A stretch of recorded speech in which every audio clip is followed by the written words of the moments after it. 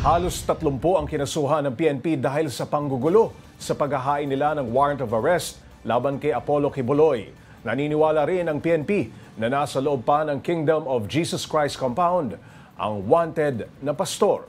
Para bigyan ng mukha ang balita, live na magbabalita mula sa Davao City, si Mobile Journal Merrimon Reyes.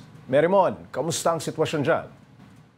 Pops J, nandito tayo sa labas ng KOJC compound. Nasa isang bahagi tayo ng CP Garcia National Highway. At ngayon nga ang ika-6 na araw ng paghahanap ng mga otoridad kay Pastor Apollo Quiboloy.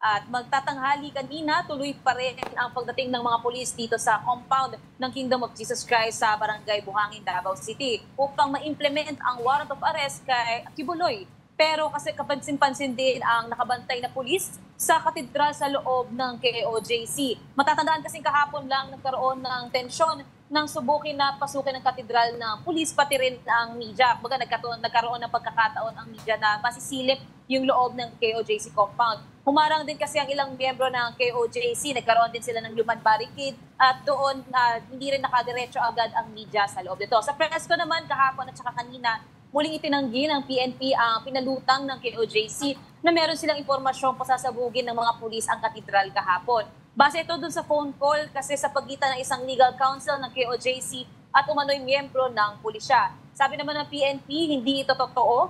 Hindi rin daw nila sisirain ang mga istruktura sa KOJC compound. Kaya hindi rin daw totoo yung alegasyon ng KOJC na mayroon silang hinukukay doon.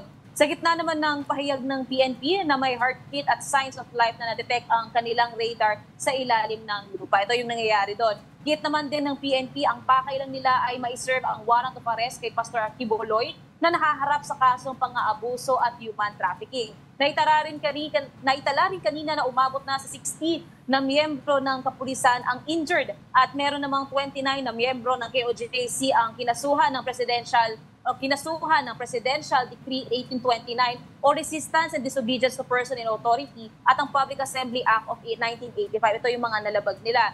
At hinihintay ng KOJC ang posibleng solusyon dito para makapag-file ng bail para nga sa 29 na miyembro ng KOJC. Merrimon, bukod sa na-detect na heartbeat at signs of life sa ilalim ng lupa, ano pa ang mga ebidensya o senyales na naroon pa, nasa loob pa ng compound ng Kingdom of Jesus Christ itong si Pastor Apollo Quiboloy?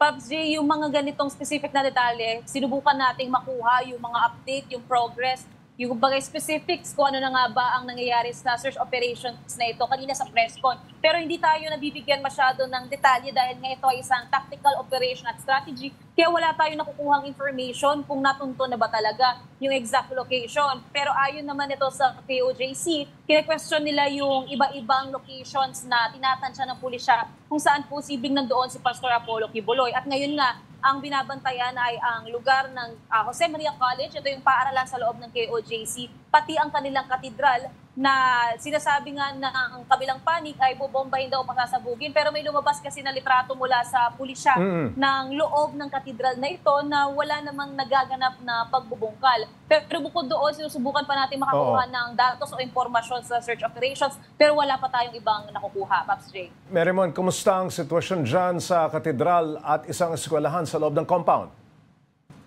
Pops J, nung nakapasok tayo kahapon, so far hindi tayo makakalapit o makakasilip doon sa katedral dahil may nakabarikada ang mga pulisya. Ito rin ay parang isang pamamaraan na pag-secure nung location.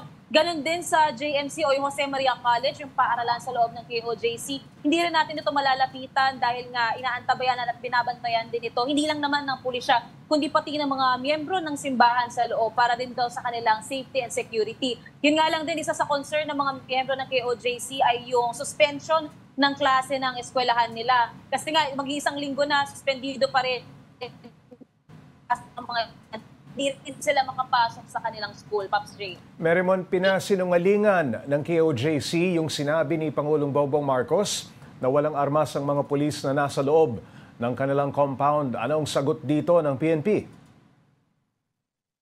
Kanina, Pops J, nung nasa ongoing yung press con sa site naman ng pulisya, may ilang units lang din daw ang may bitbit ng armas. Pero pagdating nga sa iba yung kanilang sa labas at saka sa loob ng compound. Yun nga lang din yung kino-question natin, yung pagdating sa presensya ng baril sa loob ng compound, ay hindi pa tayo nabibigyan din ng malinaw na sagot talaga ng kapulisan. Bukod na nga lang doon sa instruction sa units na ito sa loob ng compound. Pero nung humahanap din tayo ngayon ng iba pang datos o update sa kanilang search operation, so far ongoing pa rin naman ito, pero hindi pa rin tayo makakapasok sa loob, hindi rin pa natin ito masisilip, kaya wala pa tayo maisisimple na informasyon, Pops Ray. Merrimon, itinanggi na ng PNP ang aligasyong bobombahin nila ang katedral ng KOJC. Paano ba nagsimula ang ganitong aligasyon? Saan ba nagmula yung mga ganyang banta, yung mga ganyang balita?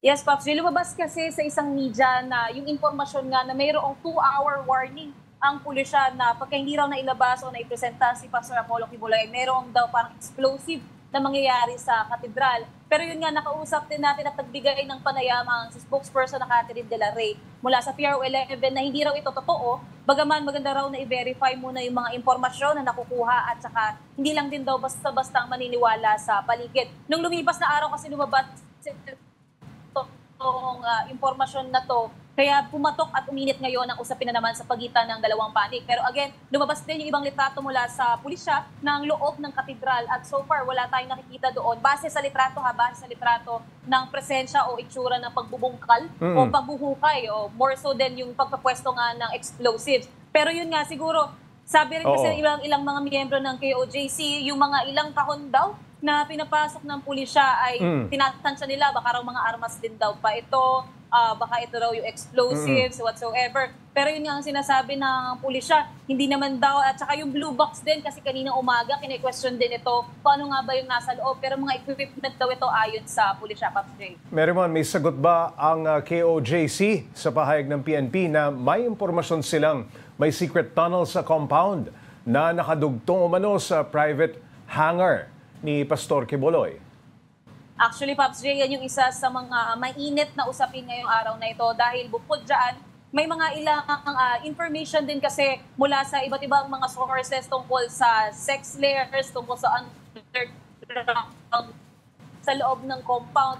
At sinabi kanina sa press con ng legal counsel ng KOJC na si Atty. Estrelito Torreon na hindi ito totoo. At yun nga, humahanap din siya humihingi nga rin siya ng permission daw sa PNP para masilip kung totoo daw ba itong underground tunnels na sinasabi nakakonekta sa hangar. Yun nga lang din dahil lumabas itong impormasyon, naging mainit din ulit ang tingin ng mga miyembro ng simbahan sa media. Kaya kanina lang kung napansin niyo may mga dumaan sa likod. Para ito ngayon, kanina pa ito nangyari con. Alright, maraming salamat, Mobile Journal Merrimon Reyes.